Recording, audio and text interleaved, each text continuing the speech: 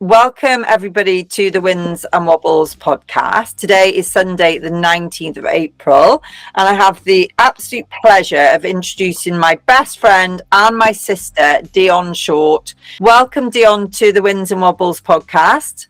Thank you. Good afternoon. Do you want to just tell the audience or anyone who's watching where your passion from horses came from and what started it all? Okay, so good afternoon, everyone, and I'm really happy to be here, firstly. My passion started from a very young age, probably before I could walk, when my mum plonked me on a pony.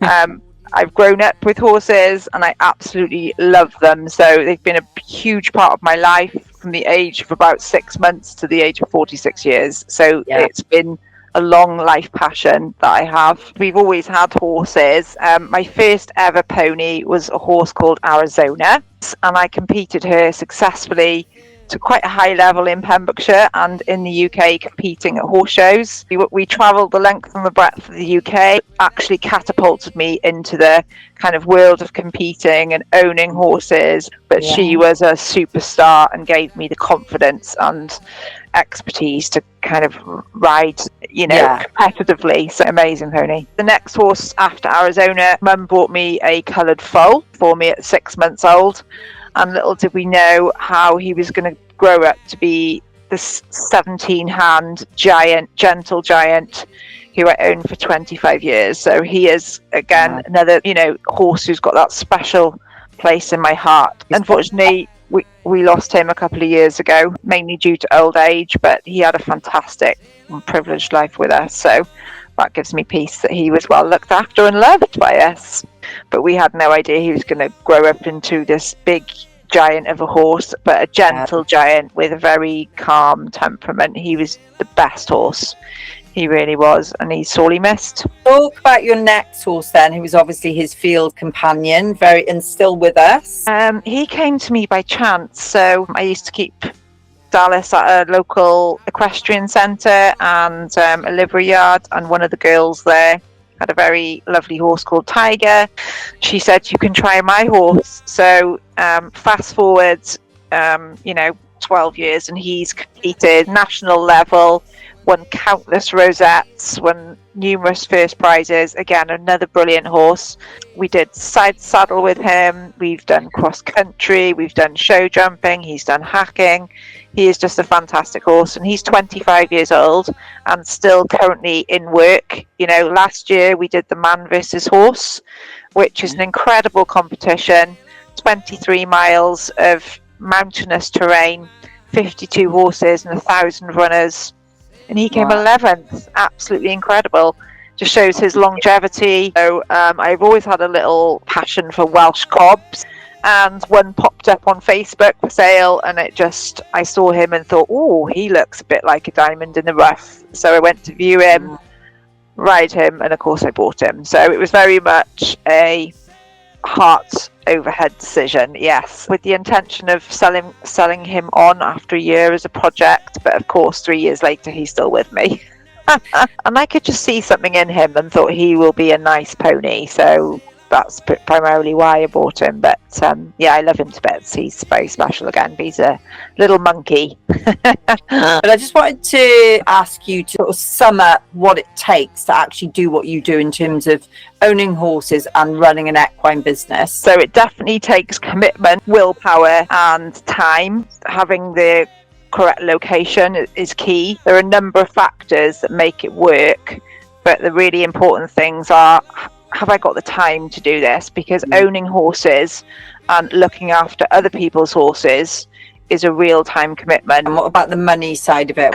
That's part of the reason why I've kept my employment, and particularly with horses, it can be, people may not want to ride or have their horse looked after because of the weather, or they may be suddenly ill. So, you could have a week's full diary and then the next day you've only got 3 or 4 bookings. My kind of goal and my plan was that I would try my business for 6 months to a year to see if I could make that work. That then gave me enough time to build up my client base and also carry on working.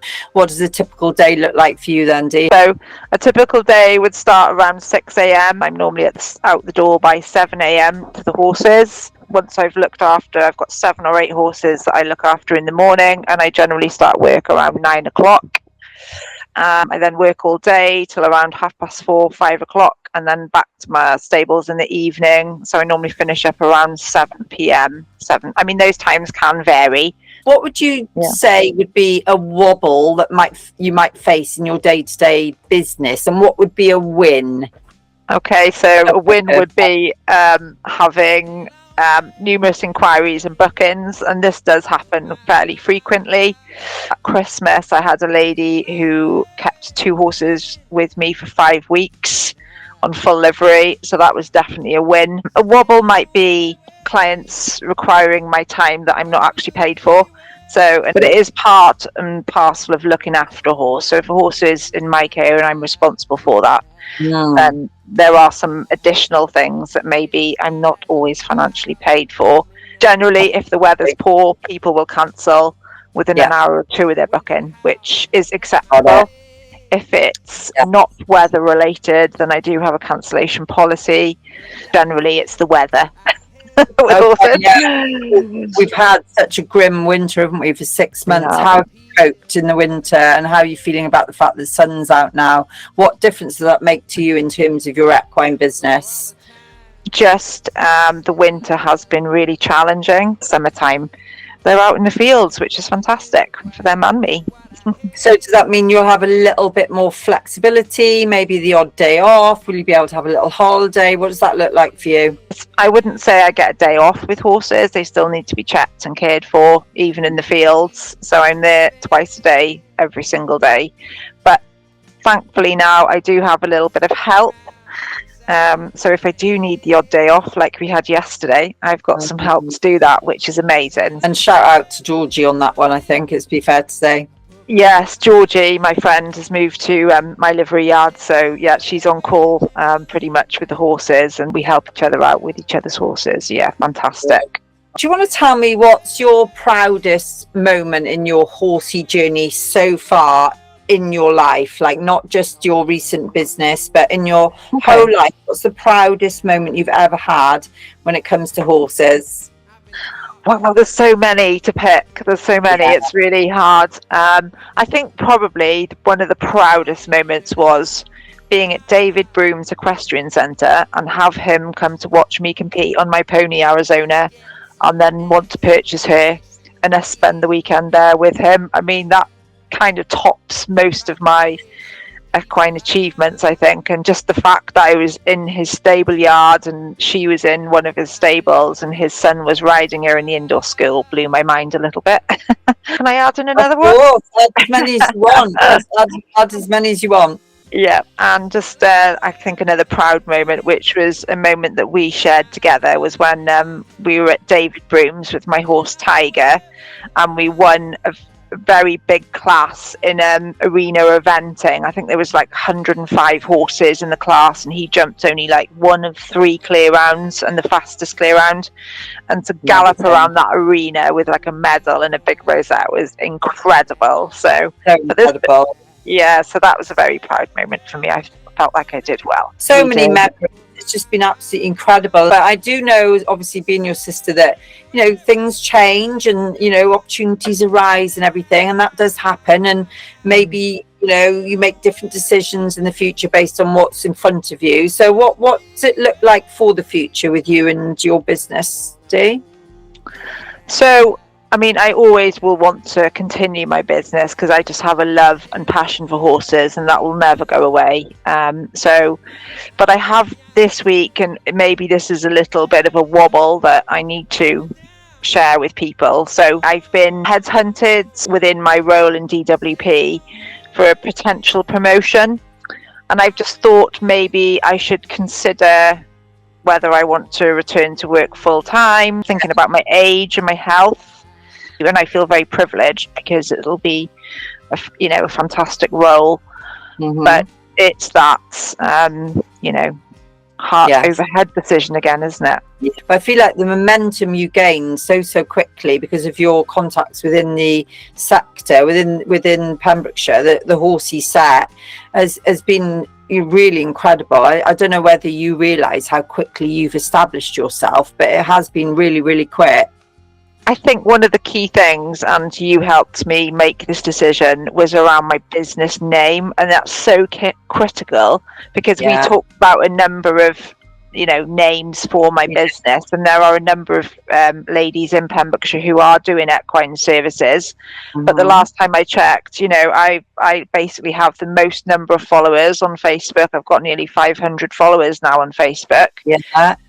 Most of the other equine companies, if you like, they all have their name and then the equine services, whereas mine is Pembrokeshire. And I just think it, that's means a wider range of clients, because people aren't booking me because of my name. Potentially they're booking me because I cover Pembrokeshire equine services. So I really feel like that was really key. That was quite a critical important decision, and it's very important for anyone setting up a business. And you might maybe not think about this, but actually, what will the name of my business be, and what impact will that have when I then advertise my services? So I now, if I'm advertising a livery service, I'll post that to several equestrian groups on Facebook, and I think it's just got that wider impact, I feel, than if I just said Dionne Short Equine Services. Yeah, no, I completely agree. I think the fact also that you're not an online business, you are a location-based business. So the fact that you've said Pembrokeshire in your name means that people in Pembrokeshire are going to find you and know that you can help them potentially. Absolutely. So no, I think that was really, really good. And I feel like even if you do decide to pull back a little bit in the future, you'll be able to pick it back up, no problem at all. I really believe that. Absolutely. But I think what's fantastic for me, and I feel so privileged, is the number of repeat clients I have, and they can be ad hoc bookings. Someone might not contact me for 2 or 3 months, but I seem to be having this cycle of repeat clients, which is fantastic because it means they know and trust me. Yeah, that's so important to me, and I'm helping them. That's key as well. I'm doing this because I want to be around horses and I want to help people, because we all need help sometimes. I do just want to touch on is I do know that you do way more than just help people with their horses, because there is also the psychological aspect of horse owners who have got all their own stuff going on, and sometimes, like I do with coaching, you have to help and support the person as well as the animal, right? So there's a lot of that aspect to your business. Absolutely. And I love that as well. So people will frequently contact me to ask me questions, and that's absolutely fine. I'm absolutely happy to do that. It's we all need somebody to kind of support us and talk to about, there's lots of concerns and worries with horses continually. So I'm absolutely happy to do that as well. Part of the fact that the majority of my bookings come from people who know me, but also there are some that come from Facebook and social media, and people will message me at 11 o'clock on a Sunday night. I might not reply straight away, but generally people feel like they can contact you 24 hours a day. Yeah, that's the funny thing about social media. We're very accessible now, aren't we? Absolutely. So can we talk very quickly about social media? How do you make time to market your business, and what do you think is the most important thing that you do to help grow your business online? So generally I market my business and services via Facebook. I've found that is the most effective way to engage potential clients, advertise my services. So I do try to do that weekly if possible. What I have found is actually sometimes gets the most reaction on Facebook is not necessarily when I advertise a service. It's actually about a personal story. An example of that might be one of my ponies, Texas. I've had a little bit of a challenging time with him, and so I put a kind of good news story up on Facebook, and had such positive likes and reaction I wasn't really expecting, and I just did it to share a bit of hope, really, to say that we've had a tough time, but now things are improving, and I got loads of comments, and it was just really nice to know that people were kind of backing me on that a little bit. So that was really special. I am aware that a lot of my posts are around what I offer, but maybe people who don't know me as well as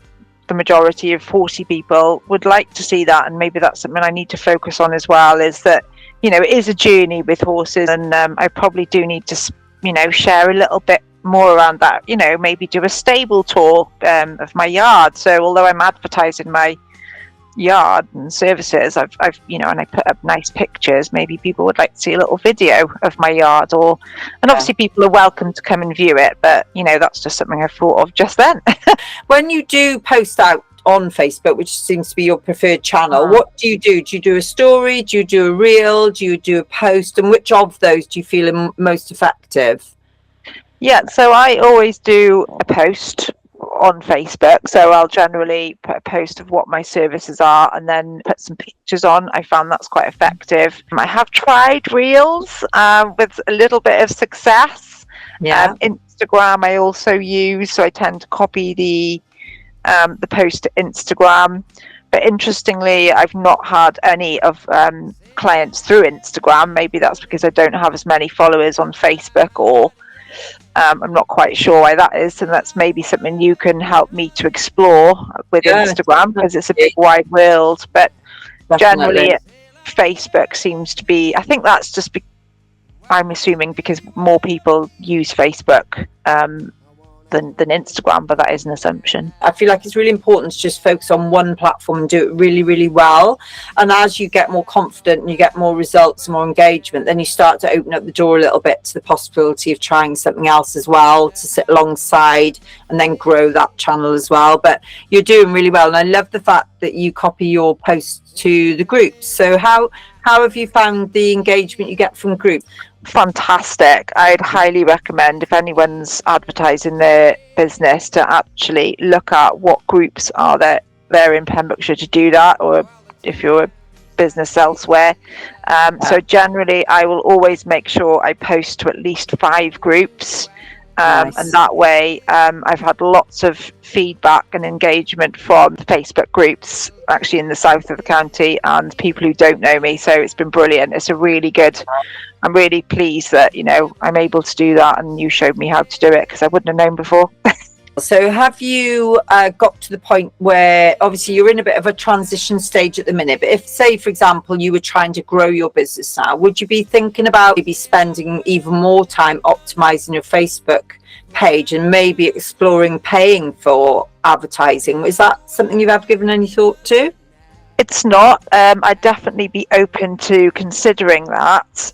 One other area how I've tried to grow my business, I think there's something quite authentic about face-to-face. So obviously I've had leaflets done and some business cards. So ever the opportunist, if I'm driving through a village and see somebody walking their dog, I'll stop and have a little chat and give them my business card. So I've also joined a professional Facebook page for pet and equine services, and I've also received some bookings through that. So anyone who's in that industry within Pembrokeshire, if they have a booking or they have an inquiry that they're not able to facilitate, they put them in the group, and if they're generally close to where I live, or they're horsey, or they're people will often tag me in them, or I've had some client bookings through that service, so that's quite useful as well. So if we sort of talk about time management very briefly, what are the sort of strategies you use to manage your time so effectively to be able to get all this done in a day, Dee? What do you do?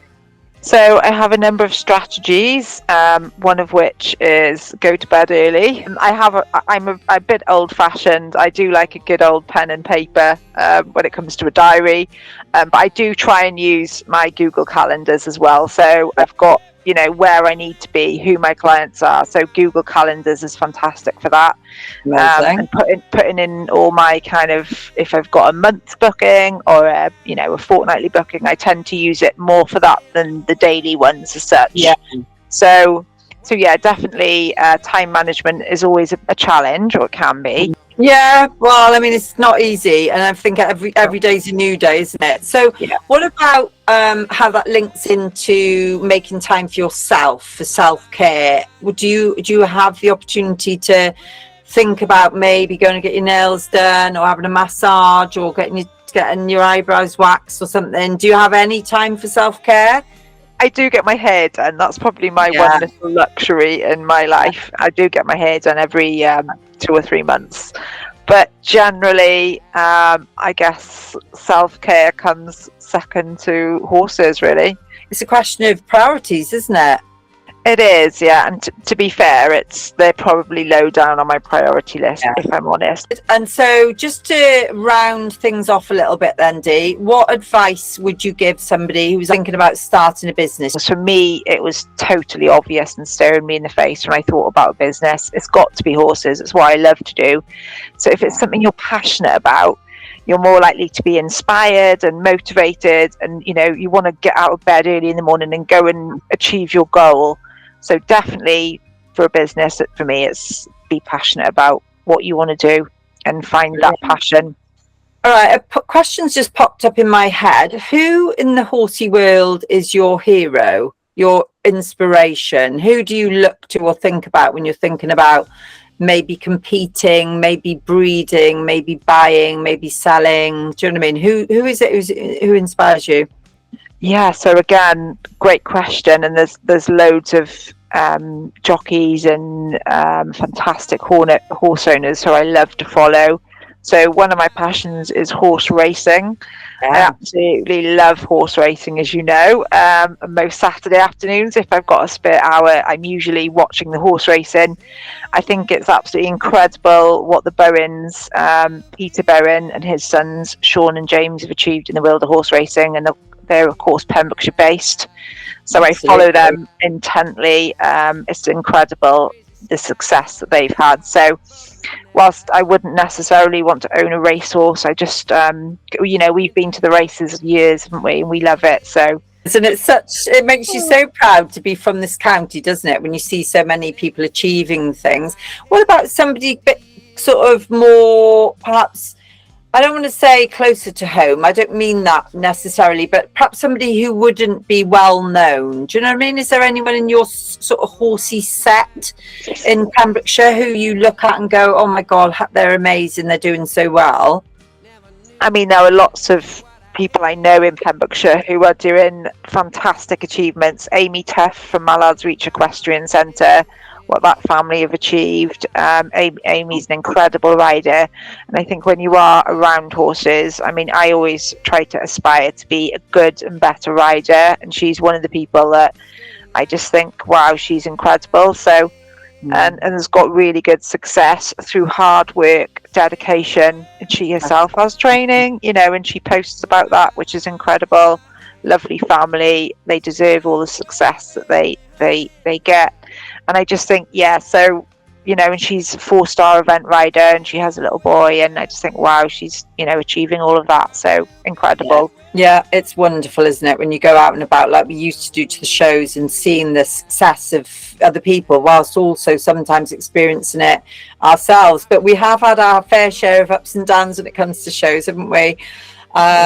So yeah, I mean, it's amazing. What amazes me about the whole horsey thing, whilst I'm not in it as much as I used to be, is how much time, effort and money that your average person will spend in order to get that moment in the ring and just to have that incredible feeling. And there is no better feeling for me as your sister to be outside the ring watching you compete, and there is no other feeling like it. There is literally, you talked about laser focus earlier. When that moment is happening, it's just like nothing else matters. That moment is so special. I honestly, I hear that, and it makes me feel really proud, because I've not been competing the last couple of years for a couple of reasons, really. Personally, because the shows and competing was something that you and Mum did together, and without Mum it just doesn't feel that special. But it is something, when I go to a show without my own horses, I do then think, I really want to compete, I wish I'd brought my horses. So definitely it's something that we can share together, but I've just got to get myself back there mentally as well. So it's I've been out of the competing scene for a couple of years, but I definitely would love to get back into it, and I'm sure Mum would love us to do it as well. Oh, absolutely. And I think it's worth noting at this point that obviously we've mentioned Mum a couple of times. Our dear Mum Lesley, who we lost, well, what was it, 5-6 years ago now, isn't it? Yes, it is. Yeah, so, 2020, wasn't it? Yeah, so she was obviously she started it all in London, bringing the first coloured horse to Pembrokeshire on a horse box when we all moved to Pembrokeshire before you were even born, Dee. So that's where it all started. And of course, Dice jumped over a hedge and mated with a white stallion, which is how California was born. And then California was put to a local thoroughbred, which is how Arizona was born. And then Dice, who I mentioned earlier, went to a thoroughbred racehorse, and that's how Patchy was born. And so it goes on and on, doesn't it? So it all started with Mum, and it you know, and it will continue to be a huge part of our lives when it's really, really special. And I'm as proud of you as Mum was, you know, and I really hope that one day you do get that fire back in your belly to want to get out there and compete again, because that's really special for me to be able to watch that. Yeah. And to have you there supporting me as well on the sidelines, like it's not something you want to do on your own, and you can't do it. You need people around you to support you, but to have your family there supporting you is incredible when you compete. And it's such a lovely moment when you win a class and then you come out and you celebrate with your sister and your mum. That's like, it's so special. Well, having that T-shirt, the #1 Groom, I've no idea where it's gone, but it disappeared. But we should resurrect this one day, Dee. Make that promise to ourselves that one day we'll do it again. I'm so proud of you, darling, and how hard you've worked and everything you've done to get to this point. And also, we haven't really touched on it, but also not being 100% fit as well. You've got through all of that and managed to keep going and getting up every day. It shows incredible tenacity and resilience and an incredible character to be able to push through pain to keep following your dream. Well, we've both experienced that, haven't we? I mean, you with your accident, and you know, for you to get through that and actually get back on a horse. I mean, people won't know how serious it was, but it was horrendous and really serious, and you know, life-threatening for you. And you know, I can sometimes be transported back to that day, and it was like it all happened in slow motion.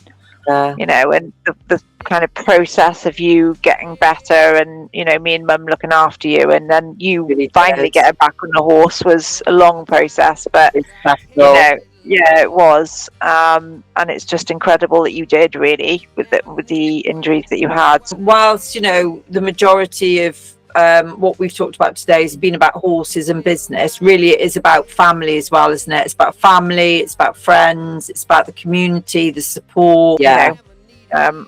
But I just have this resilience to carry on, and I think a lot of that comes from Mum, to be honest, and Mum's strength coming through me to get up and get on with it. She's instilled such amazing work ethics in both of us. Like, we both work so hard, and we deserve, you know, to reap any rewards and any success. So because we are grafters, and I think a lot of that comes with a bit of age and experience, doesn't it? And you know, knowledge, and you kind of step back and reflect on where you are and where you were. So to wrap up then, do you want to tell everyone how they can find you, what to do if they want to work with you? Do you want to just give like some information around that? Absolutely, yeah. So my business name is Pembrokeshire Equine Services. So you can find me on Facebook, Instagram. Business cards are in most of the horsey establishments in Pembrokeshire. But yeah, please reach out if you want any advice around either setting up an equine business or have any questions about it. You know, every day is different, which I love. So you know, this morning on a Sunday, I've been out up at Plumstone Mountain, being paid to ride a beautiful horse, cantering around the Pembrokeshire countryside. What more could you want, you know? So, but, you know, follow your dreams as well. Please follow your dreams, and it'll happen if you work hard enough. It's been absolutely amazing. So thank you so much, darling. I think it would be appropriate for us to open a bottle of No Secco. I agree. It's been great. I've really enjoyed it. good. It's been so good, and you've been a real natural. Of course, we're both used to being on like Zooms and Googles and stuff, aren't we, all the time? But we've never done this together ever, have No, we? we haven't. I don't think we have. No. Well, this is the first of many, hopefully. Yeah, absolutely. All right, darling. Yeah. Well, thank you so much, and thanks for your wisdom and your energy and your thoughts and your insights into horses and into business. I'm sure that whoever's watching this will find that helpful. So thank you so much. Thank you. Loved it, and good luck, everyone. See you soon. Okay. Bye. Bye, darling.